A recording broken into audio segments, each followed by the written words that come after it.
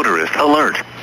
The following message is transmitted at the request of the Louisiana Governor's Office of Emergency Management and Preparedness. The number of accidents being reported is increasing. First responders strongly urge you to stay off the roads in the snow-ice impacted areas until conditions improve. Monitor 511la.org for the latest on statewide road closures.